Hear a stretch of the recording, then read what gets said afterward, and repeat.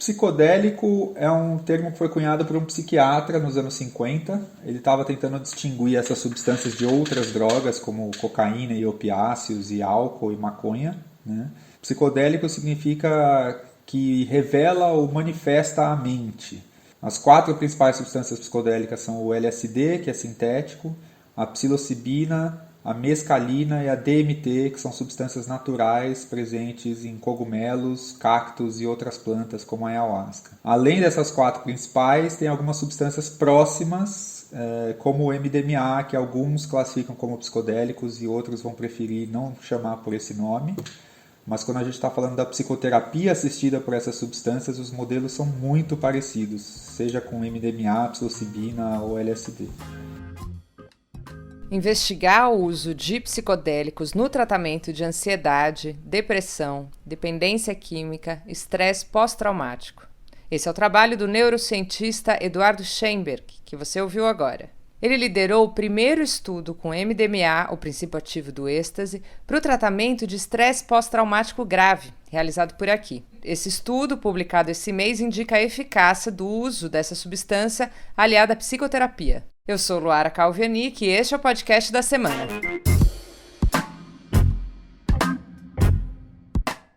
O tema desta edição na Gama é medo, e é por isso que hoje eu vou entrevistar o Eduardo especialmente sobre essa pesquisa dele. O Eduardo é pós-doutor aqui no Brasil e foi no Imperial College de Londres, onde ele estava trabalhando como pesquisador, que ele teve o primeiro contato com o uso terapêutico do MDMA. Foi lá que ele teve um insight de que o Brasil é um país traumatizado, muito pela violência, e que esse tipo de tratamento faria todo sentido aqui. Eduardo, primeiro eu queria que você me dissesse como é que se manifesta o transtorno de estresse pós-traumático grave. Como é que essas pessoas ficam? O estresse pós-traumático é um transtorno bastante peculiar, mas ele também se confunde com outros, né? Então, o paciente de estresse pós-traumático ele vai comumente ser percebido como uma pessoa difícil, uma pessoa explosiva, né? Que tem surtos de agressão. Os leigos podem achar que são pessoas que não são confiáveis, né? Que a pessoa é estranha e imprevisível. São pessoas tensas e com muita dificuldade afetiva. Uma das características principais do transtorno é o tal do anestesiamento. Então, a pessoa ela passa por uma explosão ali de medo, né? Um medo tão intenso, existencial, que viola a expectativa da pessoa de continuar viva ou de ter a sua integridade, a sua intimidade mais profunda violada, como no caso do abuso sexual, e esse medo passa a dominar todo o cenário emocional da vida daquela pessoa. E aí o organismo reage de uma forma a bloquear, e para bloquear esse medo, né, para suprimir esse medo, ele acaba meio que suprimindo todas as emoções. Então são pessoas que têm dificuldade de se soltar, de dançar, de ficarem alegres, de dar risada, de se envolver afetivamente, de ser carinhosos com os familiares ou filhos, de se envolver amorosamente, sexualmente. Uma outra característica típica do transtorno são as revivências traumáticas. Então a pessoa ela tem muitos pensamentos intrusivos e repetitivos durante o dia sobre o episódio traumático ou qualquer situação semelhante. E pequenos estímulos podem desencadear os flashbacks ou essas revivências. São pacientes também que têm pesadelos recorrentes, podem ter muita dificuldade de dormir, só conseguir dormir com remédios fortes, né, que também são quase que uma anestesia. Esses remédios eles mudam o padrão cerebral durante o sono, então não é um sono saudável e a pessoa tem muitos pesadelos. É uma população com altíssima taxa de ideações suicidas e de tentativas e de cometer suicídios de fato. Como é que você trata, né, essas pessoas? O que o MDMA traz e essa experiência de tratamento traz para essas pessoas? O paciente ele vive nessa que a gente chama de esquiva, né? Ele se esquiva dos próprios sentimentos e emoções e ele se esquiva de qualquer conversa sobre o trauma, né? No abuso sexual é particularmente conhecido o tema da vergonha. Então os pacientes sentem vergonha, né? Como se eles tivessem feito algo pecaminoso, vexatório, né? Não é o caso, eles são vítimas, mas muita gente na sociedade age assim. A gente vê isso nos escândalos com celebridades que se envolvem com acusações ou cometimentos de fato, né? Como a vítima, especialmente as mulheres, tendem a ser agredidas na internet quando elas relatam, etc. Né? Então o paciente ele não consegue falar do trauma, ele sente muito nervoso, ele sente muita ansiedade, palpitação, taquicardia, ele tem medo de entrar em pânico. Então se ele vai para o consultório de psicoterapia e o terapeuta fica tentando usar várias técnicas recursivas, discursivas, de abordar o trauma, de falar sobre o assunto para ressignificar, o paciente não consegue e a coisa avança muito pouco ou quase nada. Né? Na terapia com MDMA o que acontece primeiro são 3 sessões que a gente chama de preparatórias. Então os terapeutas vão falando com o paciente sobre 2 assuntos principais. Um é o transtorno e o trauma em si, e o outro é o MDMA e qualquer dúvida que o paciente tenha sobre êxtase, se vicia, se faz dano para o cérebro, como que é os efeitos, como que ele vai se sentir, quanto tempo dura e qual vai ser a dose, etc, etc. Passadas essas 3 consultas, ele tem a primeira consulta de MDMA. Né? Então as primeiras 3 duram 90 minutos, com 2 terapeutas, um homem e uma mulher, e é sempre os mesmos 2 terapeutas para cada paciente. Aí chega a primeira sessão de MDMA, o paciente vai conversar um pouco, depois ele vai receber uma dose baixa de MDMA. Que é quanto? Nesse estudo foi 75 miligramas. Tá. Uma dose baixa para média. O MDMA vai começar a ter efeitos ao redor de 40, 50 miligramas, as pessoas vão conseguir relatar que elas sentem o efeito da substância.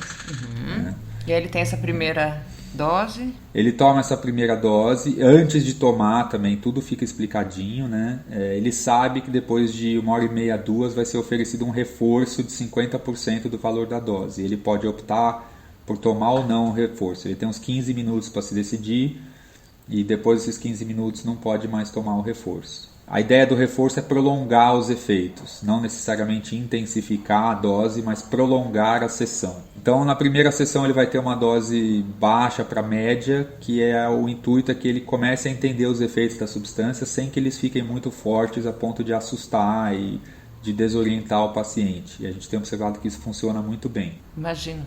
Não é uma avalanche, né, de uma vez. Isso. E aí o efeito do MDMA basicamente é um efeito de facilitar o raciocínio, estimular a fala, as pessoas conseguem falar, algumas desatam a falar ininterruptamente, muita coisa.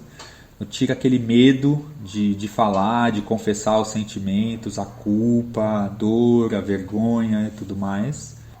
Intensifica as emoções, então os pacientes tendem a chorar bastante, a expressar raiva, e esse é um dos aspectos fundamentais do tratamento.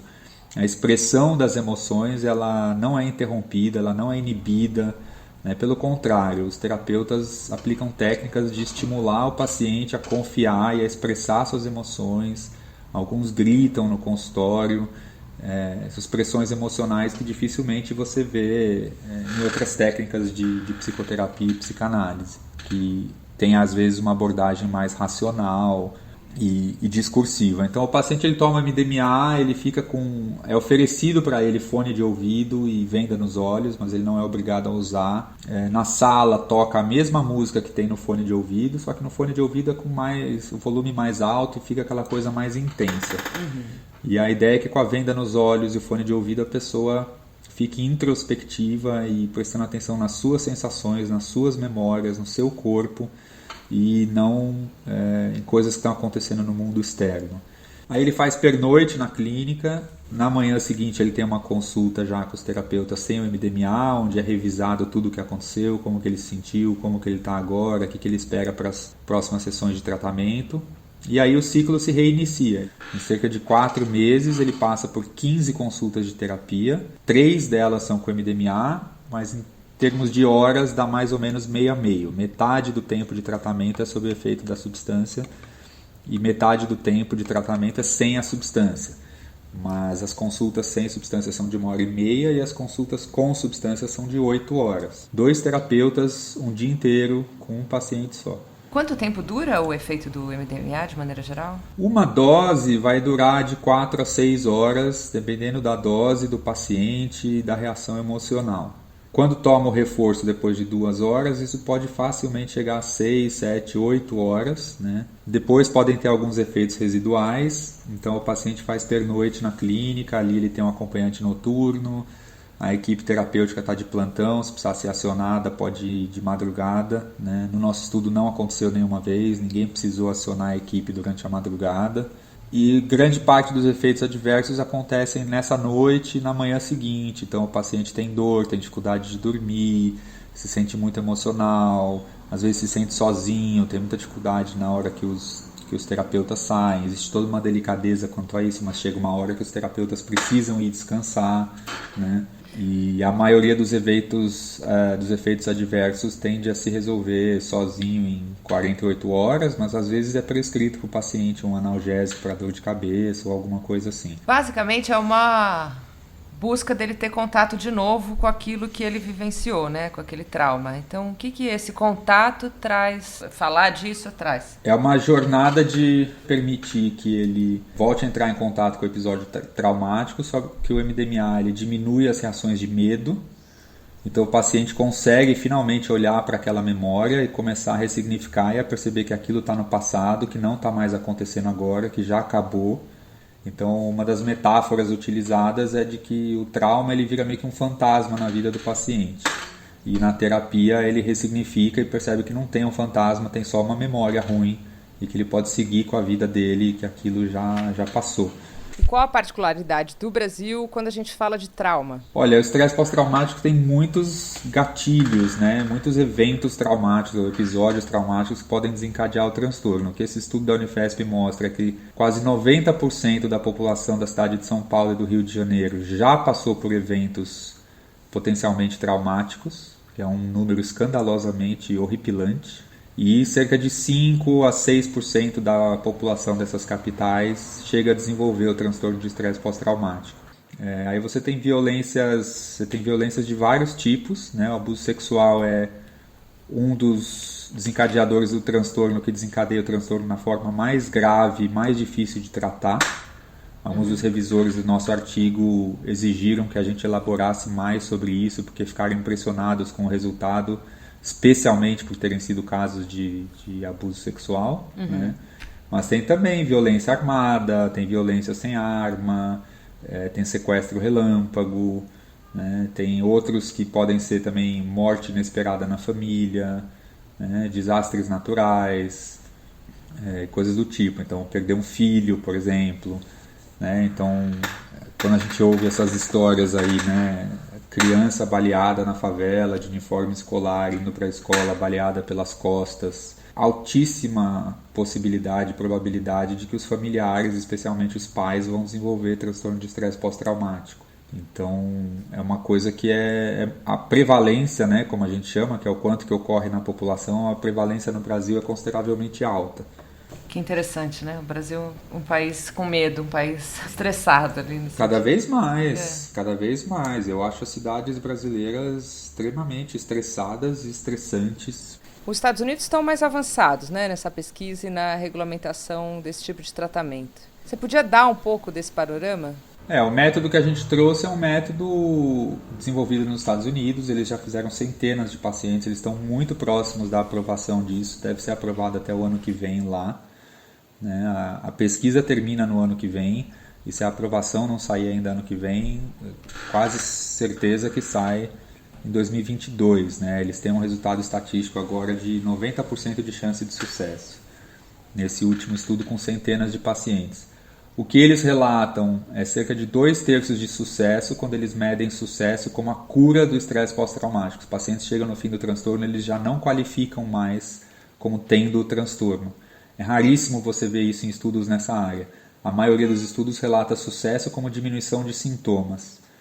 E aqui a gente observou algo semelhante. Apesar de 3 pacientes ser pouco para fazer qualquer, né, análise estatística ou probabilística, a gente observou exatamente que um melhorou extraordinariamente, saiu curado, o outro melhorou muito, muito, muito bem, provavelmente também curado, e o terceiro não melhorou tanto. Então a gente teve 3 casos que encaixa direitinho com a estatística dos outros grupos no exterior. Como é que é o caso desse extraordinário ali? O que aconteceu? Como ele respondeu?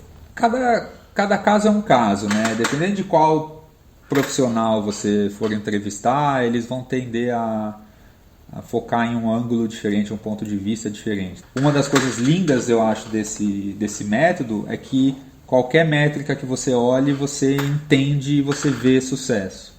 Então, as histórias de mudança de vida, as pessoas, o que elas são capazes de relatar, são muito tocantes e comoventes. Os terapeutas ficam muito impressionados com o resultado que alcançam com os pacientes. Quando você faz a estatística, você tem resultados muito robustos de melhora. E você consegue ver que as pessoas estão sim melhorando, né, e que elas não estão ficando viciadas em droga, que elas não estão...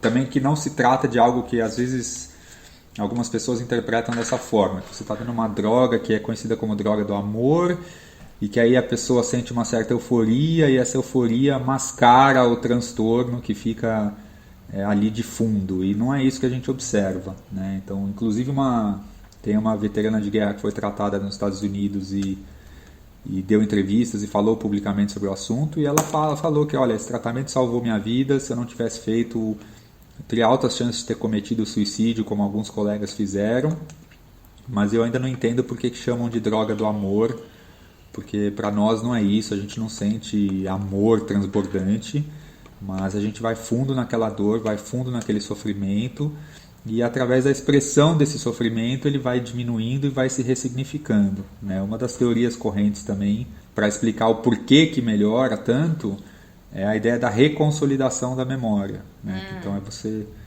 pegar aquela memória que era um pavor incontrolável, incomensurável, muito grande, dominador, e aquilo ser meio que reduzido e ressignificado para um medo mais, digamos, no nível do comum, né? Que a maioria das pessoas tem de uma coisa ou de outra. Cara, 2/3, isso é um número muito alto, né? Quase 70%. É muito alto, é cerca de 70% de sucesso numa população extremamente grave, né? Todos os participantes de todos os estudos até agora, eles já tinham feito outros tratamentos para o transtorno sem sucesso, né? Então, quando a gente pensa numa possível aprovação para tratar pessoas com transtorno não tão grave, né, a expectativa é que o sucesso seja ainda maior, né? Então, isso tem sido recebido assim realmente com muita positividade e muita admiração por parte de várias pessoas dentro da comunidade científica, revistas importantes. Você em nenhum momento falou sobre o uso recreativo, né? Não é disso que você está falando. A liberação. Não tô falando de uso recreativo. O uso recreativo é um universo totalmente particular, especialmente o MDMA, que é a substância mais adulterada de toda a história das drogas. Já existem mais de 500 contaminantes identificados em materiais ilícitos que são vendidos como MDMA, ou êxtase, ou mole, ou bala, ou pastilha. São dúzias ou centenas de apelidos diferentes. É um assunto cheio de desentendimentos, confusão, desinformação, fake news. Mas também tem um setor aí, sim, uma droga de uso recreativo muito, muito alto, né? Tem um estudo há uns anos já rolando, um estudo que chama Global Drug Survey, que é o maior levantamento mundial sobre drogas, e o MDMA aparece, no caso é o êxtase, né? Porque não dá para saber se era o MDMA de fato. O êxtase, né? Como um apelido para essa droga, esses 500 contaminantes, é uma das drogas mais utilizadas no mundo, né? Perde para o álcool, para o cigarro e para a maconha, mas é usado por muitos milhões de vezes mais do que o LSD ou do que a ayahuasca, por exemplo. E o MDMA para tratamento está para ser liberado nos Estados Unidos, e aqui no Brasil você consegue visualizar algum futuro para esse tipo de tratamento? Sem dúvida, todo o meu trabalho está focado nisso. A gente tem toda uma estratégia, toda uma expectativa. Mas eu não diria liberado, né? Eu acho que essa é uma palavra muito ruim. Essa é uma palavra que traz uma sensação de falta de controle, né? De cada um faz o que quer e usa o quanto quer, e vai ter isso na farmácia e as criancinhas vão comprar. E o discurso no Brasil anda sendo muito sequestrado por esse tipo de exagero, né? Então o MDMA ele deve ser aprovado como medicamento nos Estados Unidos. Isso não quer dizer que o êxtase vai ser legalizado. Um exemplo claro hoje é a maconha. Existe maconha medicinal, tem estado nos Estados Unidos que também tem recreativo, tem outros que é só medicinal. tem outros que não tem nenhum dos dois. Aqui no Brasil já existe maconha medicinal, mas não pode maconha recreativa. A mesma coisa pode acontecer com o MDMA. A gente espera conseguir a aprovação do método no Brasil entre 1 e 2 anos após a aprovação nos Estados Unidos. A gente vai começar em breve um programa de educação e capacitação e formação de profissionais de saúde para começar a aprender a trabalhar com esse método, de forma que quando for aprovado e regulamentado já existam profissionais capacitados a fazer a psicoterapia. Porque não é só tomar o medicamento e nós não vamos propor que o medicamento seja vendido em farmácias. Ele é vendido só para o médico, né? E o paciente ele compra o pacote de tratamento e ele toma sempre sob supervisão. Isso traz uma série de vantagens quanto às práticas atuais da psiquiatria, em que o paciente faz uso diário de medicamentos sem ninguém supervisionando. E por fim, quais os outros transtornos que o MDMA e as substâncias psicodélicas podem tratar? Essa é uma questão muito interessante, né? Na psiquiatria hoje existe um pensamento vigente, dominante, de que uma droga tem um efeito específico e, portanto, ela vai ser um remédio para um transtorno que também tem uma causa específica no cérebro. E a gente já está começando a mudar esse entendimento, né, de que os transtornos psiquiátricos eles têm alta intersecção uns com os outros, né? E esses tratamentos com psicoterapia assistida por psicodélicos, eles estão tendo potencial demonstrado para várias outras condições. O MDMA está sendo testado para alcoolismo, já foi testado para fobia social em adultos autistas, está sendo testado para terapia de casal, que sequer é um transtorno psiquiátrico formalmente falando. Tem potencial para todos os transtornos do espectro autista, porque é uma substância que pode aumentar a empatia e facilitar a relação pessoal e a intercomunicação, né, entre as pessoas. Então tem inúmeros potenciais que podem ser explorados além do tratamento do estresse pós-traumático. Uma outra entrevista que eu fiz com você comentou ali nos bastidores que seria possível tratar um dependente de crack com MDMA. Eu achei isso muito revelador ali, especialmente nessa situação que a gente vive em relação aos dependentes. Como isso seria possível? Eu acho que é possível. Há alguns anos eu batalho por isso e infelizmente eu fracasso na obtenção de recursos para fazer essas pesquisas no Brasil, mas a gente tem estudos publicados com ibogaína, outros pesquisadores têm com ayahuasca, MDMA também é uma alternativa, a psilocibina é outra opção. Eu estou bastante convencido, a psilocibina está sendo testada para dependência de cocaína no Alabama, que é um dos estados mais pobres dos Estados Unidos, os pesquisadores estão tendo sucesso, né? Então eu acho que existe tanta discussão aí sobre a dependência química, sobre as cracolândias, e é uma tristeza que existe tão pouco investimento em, de fato, pesquisar com embasamento científico uma possível solução. E se a gente tiver investimento e recursos, eu estimo que uns 4 a 5 anos a gente consegue desenvolver um tratamento altamente eficiente. Eduardo, ótimo falar com você. Eu que agradeço. No site da Gama, você pode ler outras matérias sobre o tema medo. A Joyce Bert, arquiteta e urbanista, deu entrevistão falando sobre como o medo ergue muros e cria distâncias entre as diferentes classes sociais. Um texto exclusivo do psicanalista Christian Dunker sobre o medo do cancelamento. E uma reportagem sobre os novos medos em tempos pandêmicos. Entra no site da Gama para ver tudo isso. Se você gostou desse podcast, eu indico você ouvir o episódio com a Luísa Matsushita, em que ela conta como é que ela mora em uma casa de baixo impacto ambiental, uma casa de 12 metros quadrados. Eu indico também o papo com Dominique Barter, que é especialista em comunicação não violenta. Aqui é a Luara Calvianic e este é o podcast da semana. A cada 7 dias, um tema novo para você. Este podcast teve edição de som da Laura Kapeliushnik. Até semana que vem.